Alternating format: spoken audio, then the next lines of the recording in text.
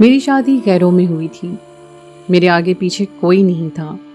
میں ماموں کے گھر میں رہتی تھی، اس لیے ماموں نے جو پہلا رشتہ میرے لیے آیا اس کے لیے ہاں کر دی اور مجھے اپنے گھر سے رخصت کر دیا. کیونکہ ان کی اپنی بھی بیٹیاں شادی کے لیے بیٹھی ہوئی تھی تو جھٹ پٹ میری شادی نپٹا دی. میں ان کی بیٹیوں سے زیادہ خوبصورت تھی، اس لیے مومانی کو یہ خوف تھا کہ کہیں اچھے سے اچھا رشتہ میرے لیے نہ آ جائے. اس لیے میرے لیے جب ظہیر کا رشتہ آیا تو مومانی نے ماموں کے کان بھرے اور آنن فانن ایسے میری شادی کر دی جیسے میں گھر سے بھاگ جاؤں گی. لیکن میری قسمت اچھی تھی کہ مجھے اتنا اچھا شوہر مل گیا کہ میرا شوہر زیادہ امیر تو نہیں تھا، لیکن میری شادی ہوتے ہی مالی مسائل کا سامنا کرنا پڑ گیا تھا کیونکہ میری شادی میں اچھا خاصا خرچہ ہو گیا تھا. میرے شوہر نے کافی قرضہ لے لیا تھا شادی اچھے طریقے سے کرنے کے لیے، اس لیے وہ قرضہ اتارنے کے لیے ملک سے باہر جانا پڑا تاکہ وہ کچھ پیسے جمع کر کے آ جائیں، قرضہ بھی اتر جائے اور کسی اچھے طریقے سے زندگی بھی گزر بسر ہو جائے. ان کے کاغذات پہلے سے ہی بنے ہوئے تھے، اس لیے وہ کمانے کے لیے دبئی چلے گئے جہاں پر محنت مزدوری کرنی تھی انہیں. ابھی میری شادی کو 2 مہینے ہوئے تھے کہ میرا شوہر ملک سے باہر چلا گیا اور مجھے بہت افسوس ہو رہا تھا. میں نے اپنے شوہر کے ساتھ زیادہ وقت نہیں گزارا تھا. ظہیر نے مجھ سے کہا کہ میں جلدی واپس آ جاؤں گا، تھوڑا سا صبر کرنا ہوگا. مالی پریشانیاں بہت زیادہ ہیں، صرف شادی ہی نہیں، اپنا گھر بنانے کے لیے بھی میں کوشش کر رہا ہوں کیونکہ ابھی تو ہم کرائے پہ رہتے ہیں. کیا تم نہیں چاہو گی کہ ہمارا اپنا گھر ہو؟ اس قسم کی باتیں کر کے ظہیر نے میری اداسی کو دور کرنے کی کوشش کی کیونکہ ان کے جانے کی خبر سن کر میں کافی دنوں سے اداس تھی. پھر میں نے سوچا کہ وہ ٹھیک کہہ رہے ہیں، مجھے تھوڑا سا انتظار کرنا ہوگا. اس کے بعد جب مالی حالات ٹھیک ہو جائیں گے تو ہم ایک خوشگوار زندگی کا آغاز کریں گے. اپنے شوہر کو میں نے ڈھیر ساری دعاؤں کے ساتھ ملک سے باہر رخصت کر دیا تھا، لیکن اب اس گھر میں اور میری ساس رہ گئی تھی. اس تھوڑے سے عرصے میں میری ساس سے زیادہ بات نہیں ہوئی تھی کیونکہ مجھے پتا تھا کہ میرے پاس اپنے شوہر کے ساتھ وقت گزارنے کے لیے بہت کم وقت ہے. اس لیے شادی سے لے کے اب تک کا کافی عرصہ دن رات میں نے اپنے شوہر کے ساتھ ہی گزارا تھا. اپنی ساس کے ساتھ بیٹھنے اور بات کرنے کا تو مجھے وقت ہی نہیں ملا تھا، نہ ہی فی الحال کوئی ضرورت تھی. میں بس ان کو کھانا بنا کر دیتی تھی اور وہ چپ چاپ کھا لیتی تھی. میری ساس سارا دن اور ساری رات کیا کرتی رہتی تھی مجھے سے کوئی سروکار نہیں تھا. لیکن اب جب کہ میرے شوہر چلے گئے تھے تو گھر میں میں اور میری ساس تھے، اس لیے ہم دونوں کی تھوڑی بہت بات چیت ہو جایا کرتی تھی. لیکن میری ساس کچھ عجیب سی تھی، وہ عام ساسوں کی طرح نہیں تھی. کام نہ کرنے پہ مجھے کچھ نہیں کہتی تھی، خاموشی سے خود کام کیا کرتی تھی. اگر مجھے جاگنے میں دیر ہو جاتی تو وہ ناشتہ بنا کر دے دیتی، میرے میلے کپڑے دھونے لگ جاتی. ان تمام باتوں سے مجھے مسرت نہیں ملتی تھی بلکہ غصہ آنے لگتا تھا. ایک دن میں نے ان سے کہا کہ آپ محلے والوں کو کیا بتانا چاہتی ہیں کہ آپ کی بہو کو کام نہیں آتا ہے؟ وہ دن چڑھے تک سوئی رہتی ہے، اپنے کپڑے نہیں دھوتی ہے، صفائی نہیں کرتی ہے. دوسرے لفظوں میں تو آپ مجھے بدنام کرنا چاہتی ہیں محلے بھر میں. میرا اتنا کہنا تھا کہ اس کے بعد میری ساس نے کسی کام کو ہاتھ ہی نہیں لگایا. اب اگر ہفتوں میرے کپڑے میلے پڑے رہتے تو وہ نہیں دھوتی تھی. اگر میں دیر سے جاگتی تھی تو چائے ناشتہ نہیں بناتی تھی، صرف اپنے لیے بناتی تھی. مجھے اس بات پر بھی حیرت ہوئی کہ انہوں نے مجھ سے جھگڑا نہیں کیا بلکہ خاموشی سے سارے کام چھوڑ دیے. پھر کچھ دن بعد ایک عجیب سی بات ہونے لگی. میں جب بھی کھانا بناتی تھی تو وہ مجھ سے کہتی تھی کہ ایک بندے کا کھانا زیادہ بنانا. میں نے پوچھا کہ گھر میں تو صرف ہم دونوں ہی ہیں تو پھر 3 افراد کا کھانا کیوں بناؤں؟ انہوں نے کہا کہ تمہارے سسر حیات نہیں ہیں، اس لیے میں ان کا کھانا کسی غریب کو دوں گی تاکہ ان کو ثواب ملے. اپنی ساس کی بات سن کر مجھے حیرت ہوئی کیونکہ آج سے پہلے انہوں نے کبھی اس بات کا ذکر نہیں کیا تھا. جب تک میرے شوہر یہاں پر تھے انہوں نے کبھی بھی میرے سسر کا کھانا کسی غریب کو نہیں دیا تھا. حیرت کی بات یہ تھی کہ وہ دن کا کھانا نہیں دیتی تھی، صرف رات کا دینے لگی تھی. میرے ذہن میں کئی قسم کے سوالات ابھرنے لگے تھے لیکن میں نے پوچھنا مناسب نہیں سمجھا. سوچا ہو سکتا ہے کہ وہ پہلے بھی کھانا دیتی رہی ہوں، میں تو اپنے شوہر میں مگن تھی. میں نے کبھی دیکھا ہی نہیں کہ انہوں نے رات کو کھانا دیا ہے کسی غریب کو کہ نہیں. لیکن مجھے ان کی یہ بات بہت اچھی لگی تھی. ان کے شوہر کے انتقال کو 2 سال ہو گئے تھے اور وہ ان کو ایصال ثواب پہنچانے کی نیت سے کسی غریب کو کھانا دے رہی تھی. یہ تو بہت اچھی بات تھی. بہت کم عورتیں ایسی ہوتی ہیں جو خاوند کی وفات کے بعد ان کے ایصال ثواب کے لیے کوشش کرتی ہیں. میں نے اپنی زندگی میں ایسی عورتیں بہت کم دیکھی تھیں اور اپنی ساس کو دیکھ کر تو مجھے بہت خوشی ہوئی تھی. وہ ایک روکھی پھیکی سی عورت لگتی تھی جسے کسی چیز پہ کوئی دلچسپی نہیں تھی. مجھے ان میں کوئی خاص اچھائی نظر نہیں آئی، لیکن یہ بات مجھے اچھی لگی اور میرے دل میں ان کے لیے عزت بہت بڑھ گئی تھی. ایسا اس لیے بھی ہوا تھا کہ میری نئی نئی شادی ہوئی تھی اور مجھے اپنے شوہر سے بہت محبت تھی. میں ان کو یاد کرتی تھی تو میں اپنی ساس کا درد محسوس کر رہی تھی. میں سوچتی تھی کہ میں اپنے شوہر سے اتنی محبت کرتی ہوں، وہ تھوڑے عرصے کے لیے مجبوری میں ملک سے باہر گئے ہیں تو میرا یہ حال ہے.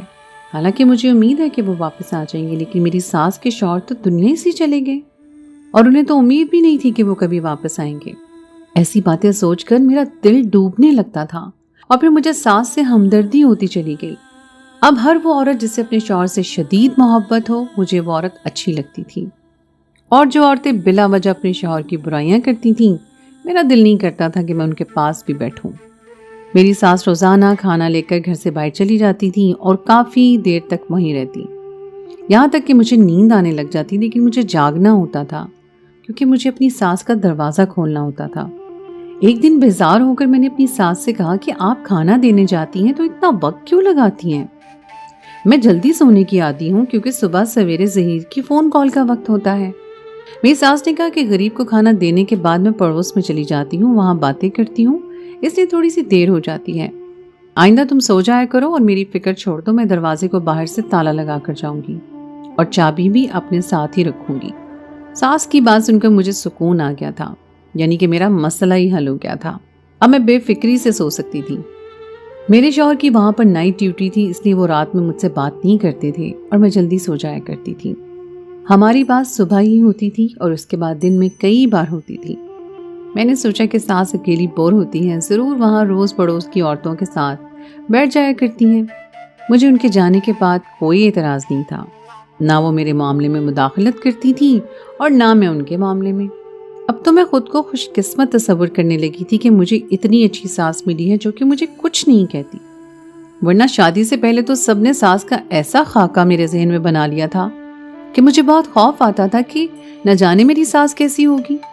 زندگی اپنے معمول سے رواں دواں تھی کہ ایک دن اچانک مجھے ایسی خبر ملی جسے سن کر میرے پیروں تلے سے زمین سرک گئی، اور میں جو اتنے عرصے سے دل ہی دل میں اپنی ساس کے قصیدے پڑھ رہی تھی، ان سے مجھے ایک لمحے میں ہی نفرت محسوس ہونے لگی.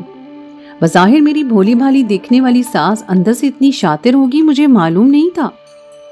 میں تو انہیں اس قدر معصوم سمجھ رہی تھی کہ جیسے کوئی گناہوں سے بالکل پاک مومنہ عورت ہو، لیکن مجھے نہیں پتا تھا کہ انہوں نے اچھائی کا لبادہ اوڑھ رکھا تھا اور جو حقیقت تھی وہ اس کے بالکل برعکس تھی اور بہت ہی خوفناک اور ایک ایسی غیر اخلاقی حقیقت تھی.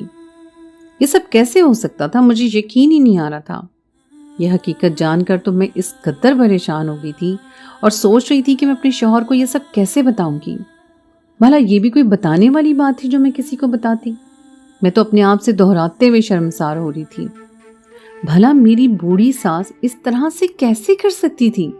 لیکن جب میں نے غور کیا تو وہ اتنی بوڑھی نہیں تھی. میری ساس نے کہا تھا کہ ان کی شادی جب ہوئی تو ان کی عمر 14 سال تھی. یہ کوئی تعجب کی بات نہیں تھی، واقعی میں ایسا ہوتا تھا. اور اب میری ساس 40 سال سے کچھ اوپر ہی ہوگی، لیکن ان کی طبیعت اکثر خراب رہتی تھی، جس کی وجہ سے ایسا محسوس ہوتا تھا کہ ان پر بڑھاپا آ گیا ہے. لیکن کچھ عرصے سے میں نے یہ بھی دیکھا تھا کہ ان کے چہرے پر رونق آنے لگی تھی ایک بار پھر سے. ایک دن اچانک وہ میرے سامنے غش کھا کر گر پڑی تو میں پریشان ہو گئی. انہیں ہوش میں لانے کی پوری کوشش کی. میری کوشش کرنے پر وہ جلدی ہوش میں آ گئی تھی. میں نے ان سے پوچھا کہ آپ کو کیا ہوا ہے؟ تو انہوں نے کہا شاید میرا بلڈ پریشر لو ہو گیا ہے. اچھا ٹھیک ہے، میں پھر آپ کو ہاسپٹل لے کر جاتی ہوں. میں نے رکشہ پکڑا اور ان کو قریبی ہاسپٹل میں لے آئی. وہاں آتے ہی وہ ایک بار پھر سے بے ہوش ہو گئی. میں پریشان ہو گئی کہ آخر ان کو ہوا کیا ہے. شاید واقعی ان کا بلڈ پریشر بہت زیادہ لو ہو گیا تھا. گرمی بھی تو بہت تھی. ڈاکٹر نے کہا کہ ان کے کچھ ٹیسٹ ہوں گے. ڈاکٹر نے انہیں آرام کا انجیکشن دیا اور ان کے خون کا سیمپل لے کر کچھ ٹیسٹ کیے. ان کے ہوش میں آنے کے بعد ہم گھر واپس آ گئے. لیکن اگلی صبح جب میں رپورٹ لینے گئی تو میرے پیروں تلے سے زمین سرک گئی تھی، کیونکہ انہیں رپورٹ کے مطابق تو میری ساس حاملہ تھی. یہ دیکھ کر تو میرا سر بری طریقے سے چکرانے لگا تھا کہ یہ سب کیا ہو رہا ہے. میں نے ساس کو کچھ نہیں بتایا اور بدنامی کے خوف سے وہ رپورٹ بھی چھپا دی. میری ساس کی طبیعت ویسے ہی خراب تھی، اس خراب طبیعت کے باوجود وہ باقاعدگی سے کھانا لے کر جاتی تھی میرے سسر کے ایصال ثواب کے لیے۔ مجھے بھی غصہ آ گیا، میں نے کہا کہ یہ کس طرح کا ڈرامہ کر رہی ہے عورت۔ میں اس کی شوہر سے محبت دیکھ کر اتنی متاثر ہو گئی تھی، لیکن مجھے نہیں پتا تھا کہ یہ عورت اتنی گھری ہوئی نکلے گی۔ اب تو مجھے یقین ہو گیا تھا کہ یہ کھانا دینے کے بہانے اپنے عاشق سے ملنے جاتی ہے۔ یقیناً کھانا بھی اسے ہی دیتی ہوگی، بلکہ اس کے ساتھ مل کر کھاتی ہوگی، کیونکہ وہ بہت سارا کھانا نکال کر جاتی تھی جو 2 بندوں کے لیے کافی ہوتا تھا۔ پہلے میں نے ان چیزوں پر غور نہیں کیا، لیکن اب میں سوچنے پر مجبور ہو گئی تھی کیونکہ بات ہی ایسی ہو گئی تھی۔ میں نے فیصلہ کیا کہ اس بات کا سراغ لگا کر رہوں گی کہ آخر معاملہ کیا ہے اور میری ساس روزانہ رات کو جاتی کہاں ہے۔ میں نے سوچا کہ میں سارے پکے ثبوت اکٹھے کروں گی، اس کے بعد اپنے شوہر کو سارا معاملہ بتاؤں گی۔ میرے شوہر کو بھی پتا چلے کہ اس کی ماں نے کتنی عجیب حرکت کی ہے۔ انسان جوانی میں توبہ کرتا ہے تو بات سمجھ میں آتی ہے، لیکن بڑھاپے کی دہلیز پہ قدم رکھتے ہوئے میری ساس کو ذرا احساس نہیں ہوا کہ وہ پل پل موت کے قریب ہو رہی ہے۔ ویسے تو موت ہر وقت انسان کے سر پر ہوتی ہے، کبھی بھی آ سکتی ہے، لیکن بڑھاپا موت کی خاص علامت ہوتا ہے۔ عمر کے اس حصے میں داخل ہوتے ہوئے میری ساس کو عبادت میں مشغول ہونا چاہیے تھا، اس حصے میں آ کر وہ اس قسم کا کام کر بیٹھی تھی۔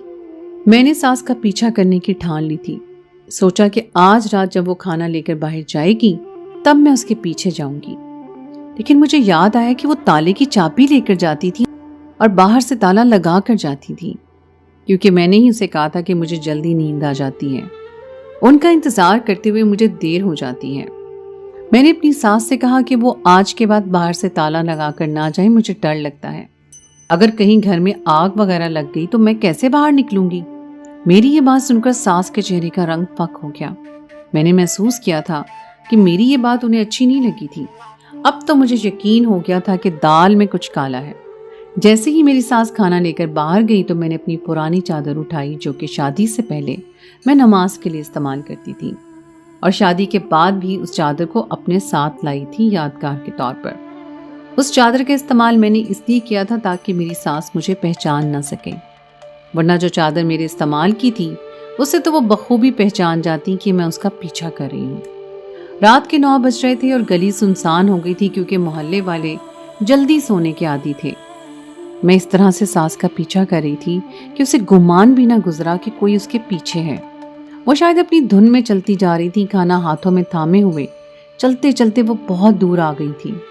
مجھے پریشانی ہوئی کہ ایک بیمار عورت اتنی دور کیسے جا سکتی ہے۔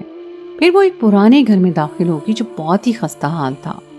مجھے ڈر تھا کہ اندر داخل ہوتے ہوئے کہیں وہ دروازہ بند نہ کر لے، لیکن جب میں نے پیچھا کیا تو دیکھا کہ دروازے میں تو کوئی کنڈی ہی نہیں تھی، یعنی کہ وہ گھر اتنا پرانا اور خستہ حال تھا کہ اس کے در و دیوار بھی اس گھر کی غربت کے گواہ تھے۔ میں دبے پاؤں اس گھر کے اندر داخل ہوئی تو میں نے دیکھا کہ وہاں پر میری ساس کا ہی ایک ہم عمر شخص موجود تھا، اور میری ساس اس سے بہت خوشگوار ماحول میں نہ صرف باتیں کر رہی تھی بلکہ اپنے ہاتھوں سے نوالے بنا کر اس شخص کو کھلا رہی تھی۔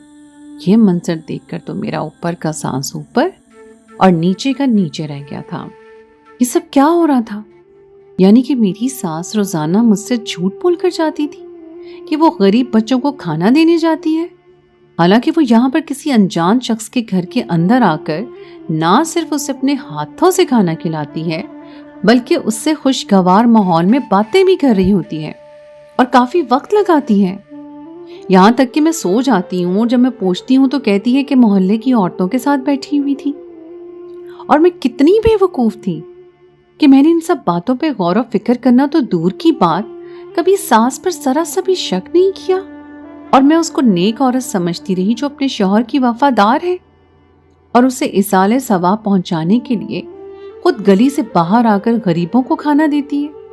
لیکن اب بات صرف کھانا کھلانے کی حد تک کی نہیں تھی، نہ ہی تو کسی انجان شخص سے باتیں کرنے کی حد تک کی تھی، بلکہ بات تو اس سے بھی بہت آگے نکل چکی تھی۔ میری ساس تو حاملہ ہو چکی تھی۔ اب تو مجھے یقین ہو گیا تھا کہ یہی وہ شخص ہے جس کے ساتھ میری ساس کا کسی قسم کا کوئی تعلق ہے، اور اسی وجہ سے وہ کھانا دینے کے بہانے یہاں آتی ہے۔ اب یہ شخص کون ہے میں نہیں جانتی تھی۔ پہلے تو میرا دل کیا میں وہاں جا کر ان دونوں کے منہ پر لان تان کروں ان کے سامنے، پھر مجھے خیال آیا کہ وہ دونوں کہیں مجھے نقصان ہی نہ پہنچا دیں، اور میں پیچھے اپنا گھر بھی کھلا چھوڑ کر آئی تھی، کہیں چور ہی کوئی نہ گھس جائے، مجھے یہ فکر تھی۔ جیسے ہی میرے دل میں چور کا خیال آیا میں فوراً گھر واپس آ گئی تھی، کیونکہ وہاں پر میرے زیورات بھی پڑے ہوئے تھے اور کچھ قیمتی سامان بھی تھا۔ میں سوچ سوچ کر پاگل ہو رہی تھی۔ میں نے فیصلہ کر لیا تھا کہ میری ساس گھر آئے گی تو میں اس کے سامنے وہ سب کچھ بول دوں گی جو میرے دل میں ہے۔ وہاں پر تو میں نے اس انجان شخص کے خوف سے کچھ نہیں کہا تھا، لیکن گھر میں تو بول سکتی تھی نا۔ جیسے ہی میری ساس واپس آئی تو مجھے جاگتا دیکھ کر تھوڑی چونک سی گئی، پوچھا کہ تم ابھی سوئی نہیں ہو؟ میں بھی غصے میں آ گئی اور کہا کہ جس عورت کی ساس اتنی بد کردار ہو سکتی ہے اس کو بھلا کیسے نیند آئے گی؟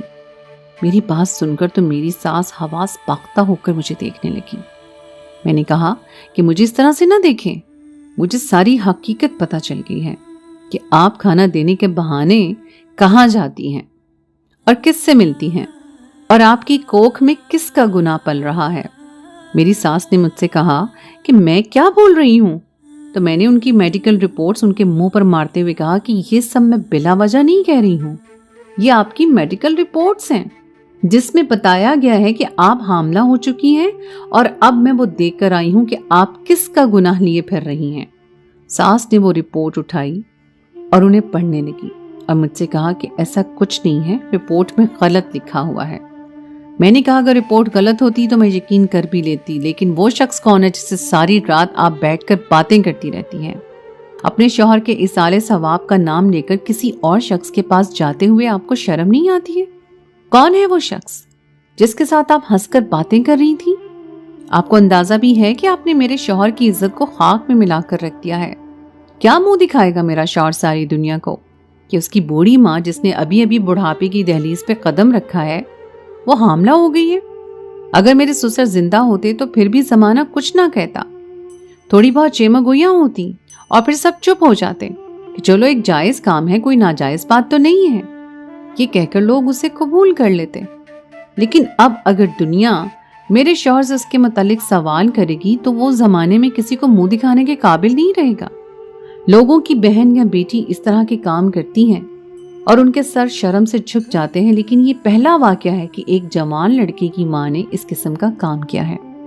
میرا شوہر تو اپنی جان ہی لے لے گا بدنامی کے خوف سے۔ میں اپنے دل کا سارا غبار ساس کے سامنے نکال رہی تھی تو انہوں نے کہا کہ تم غلط سمجھ رہی ہو، وہ شخص تو میرا بھائی ہے، اسے کسی نے غلط ڈکیتی کیس میں پھنسایا تھا جس کی وجہ سے وہ پولیس سے چھپ کر اس گھر میں بیٹھا ہوا تھا اور میں اسے کھانا دینے جاتی تھی۔